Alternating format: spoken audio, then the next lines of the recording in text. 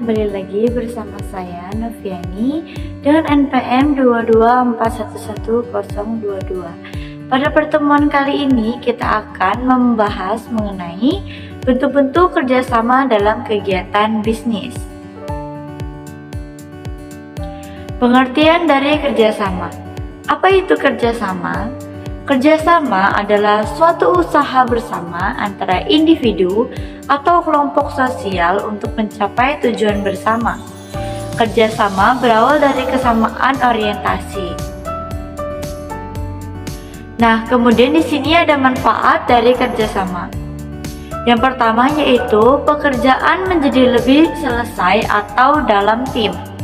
Melatih diri untuk lebih aktif dan mahir berkomunikasi dalam tim. Kemudian yang ketiga, menumbuhkan rasa kebersamaan, melatih pemahaman karakter antara individu, menumbuhkan jiwa sosial, melatih diri untuk lebih menghargai dan menghormati satu sama lain. Kemudian mengasah kreativitas dan menumbuhkan ide baru. Dan yang terakhir, meningkatkan peluang untuk mencapai tujuan bersama. Nah, apa sih tujuan dari kerjasama? Tujuan dari kerjasama adalah untuk melatih berpikir kritis dalam penyelesaian masalah. Kemudian mengembangkan kemampuan bersosialisasi dan berkomunikasi.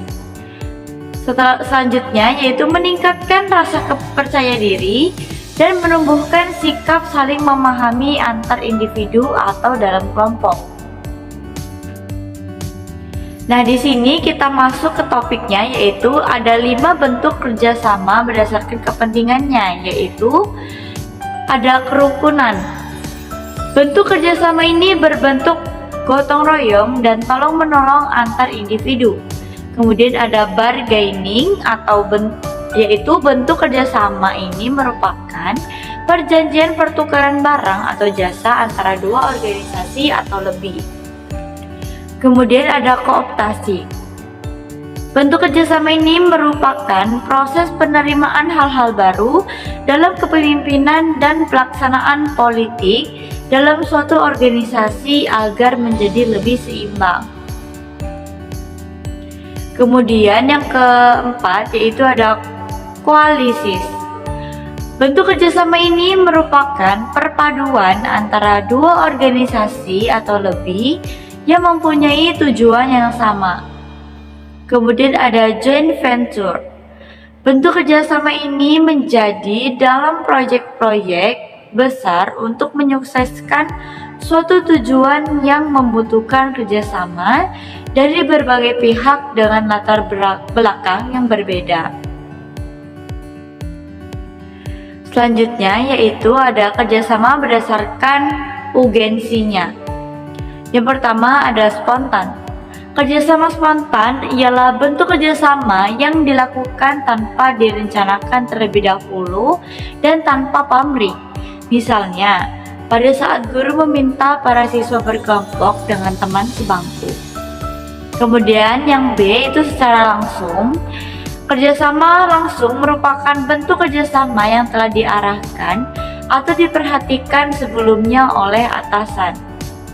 Sebagai contoh, para mahasiswa yang ditugaskan untuk melaksanakan KKN di suatu daerah pedesaan. Selanjutnya adalah kontrak. Bentuk kerjasama kontrak berdasarkan adanya motif tertentu dan biasanya terdapat perjanjian yang harus ditaati oleh pihak-pihak yang bersangkutan. Kemudian ada tradisional. Bentuk kerjasama ini yaitu terciptanya karena adanya suatu adat atau kebiasaan yang telah turun-temurun dalam masyarakat. Contohnya, gotong royong dalam rangka membersihkan selokan agar tidak terjadi banjir. Nah, mungkin itu saja presentasi yang dapat saya sampaikan tentang bentuk-bentuk dari kegiatan bisnis. Kita akan membahas materi selanjutnya di pertemuan yang selanjutnya. Terima kasih.